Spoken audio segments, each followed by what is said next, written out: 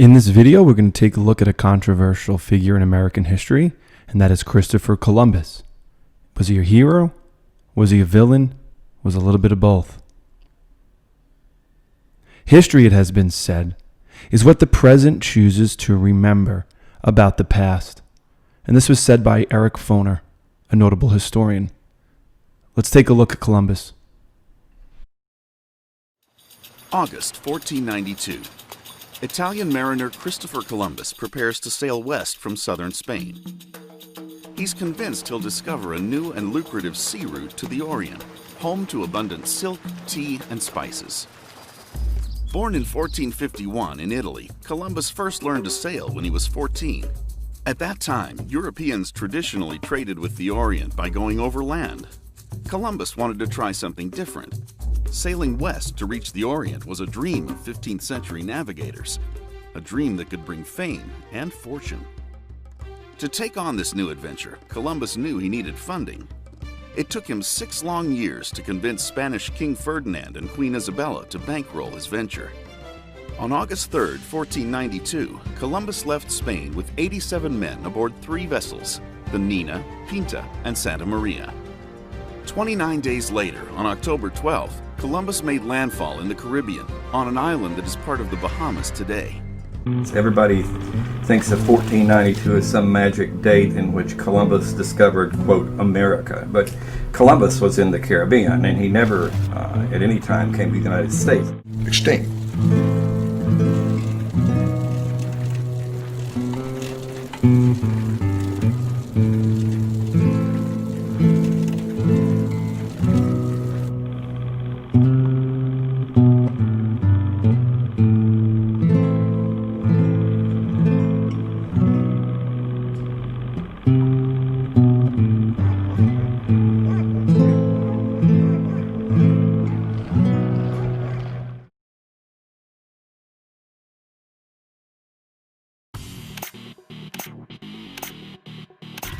Italians have long celebrated Christopher Columbus in tribute to their shared heritage. In 1937, President Roosevelt proclaimed October 12th as Columbus Day. And in 1971, President Nixon declared Columbus Day a national holiday to be observed on the second Monday of October. Columbus and his arrival in the Americas is mostly introduced to kids through books, songs, or cartoons like this one. I will discover a shortcut to India and bring back some of the great wealth I find there. And I can do it, for I know the world is round. One of the many problems with cartoons like this one is that it taught a lot of wrong information. Children were told that Columbus defied conventional wisdom and proved the world was round. But at the time, people already knew the Earth was round. Columbus actually claimed the world was smaller than predicted, and he was wrong. Children were also told that Columbus's voyages to the inhabited islands in the Americas were peaceful. The people Columbus called Indians were very friendly, and they gave Columbus and his men many gifts. But they don't mention that Columbus and his men were responsible for the mass deaths of native people. A friar who lived on the islands Columbus reached and experienced the brutality of the conquest wrote about it. He wrote, "They forced their way into settlements, slaughtering small children, old men, and pregnant women." These details have been kept out of most textbooks from the beginning, allowing Columbus to become an American icon. The idealized version of Columbus is as old as the United States.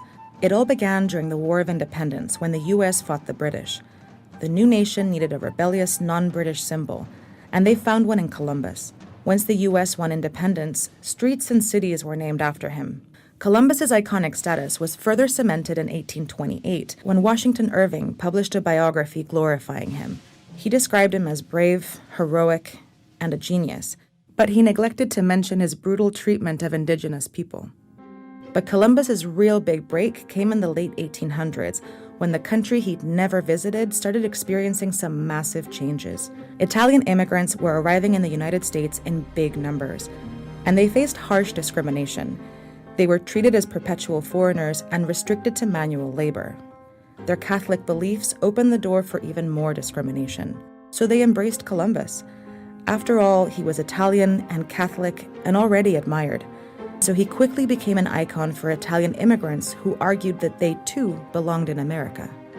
On the 400th anniversary of Columbus's arrival in 1892, Columbus Day was first brought into the school system. Schools held celebrations and students pledged allegiance to the flag for the first time, associating Columbus with patriotism in classrooms across America.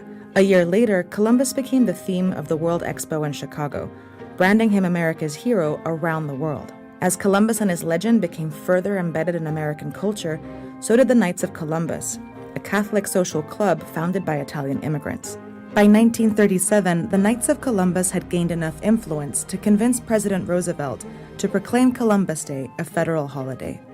But not everyone wanted to celebrate Columbus. While the myth of Columbus had been developing throughout history, Native Americans in the U.S. had been dealing with destruction and discrimination for centuries at the hands of all the European settlers that followed Columbus. But in the 60s, things started changing in America. As the civil rights movement demanded change, Native rights became a part of the conversation.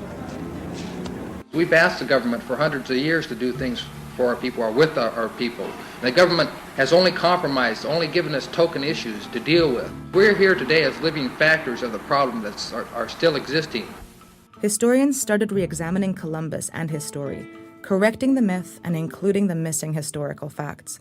As revelations about Columbus have become mainstream, some people have rejected the holiday, as well as the man and the legacy behind it.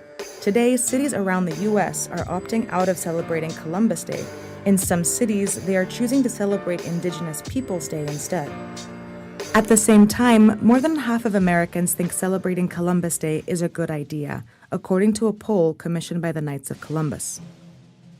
Most countries are formed with the help of myths and heroes to forge a sense of unity and belonging. It's human nature.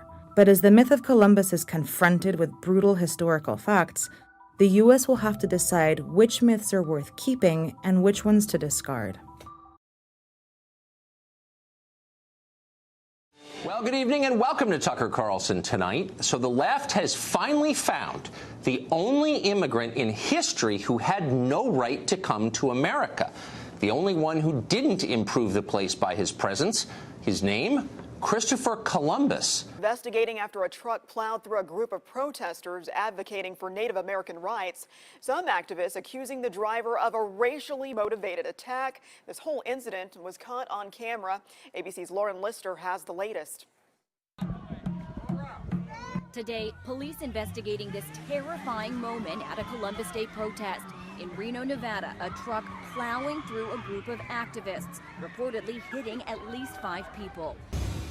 Today, hundreds of people peacefully blocked traffic at Colfax and Lincoln in protest of the Columbus Day holiday.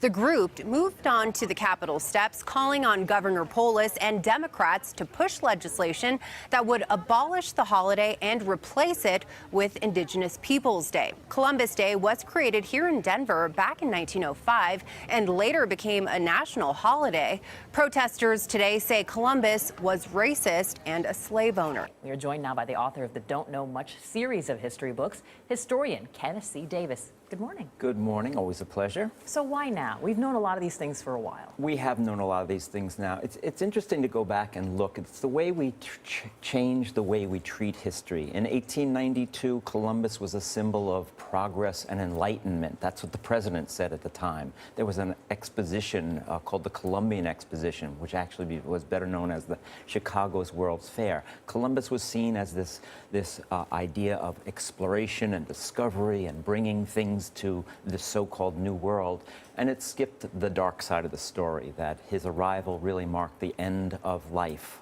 for tens of millions of Native Americans, who he, by the way, misnamed Indians. Those celebrating say today is about paying respect to their Italian heritage and their ancestors who came to America from Italy. But for protesters, many who are indigenous people, it's a day of resistance. They want the statue gone and for Columbus Day to be abolished. This represents all of it. We're proud of our heritage, we're proud to be Italians, and we're proud of our dad for keeping this tradition alive. The anti-Columbus Day demonstration has been going on for more than 20 years. Protesters say they'll keep it going and fight for change.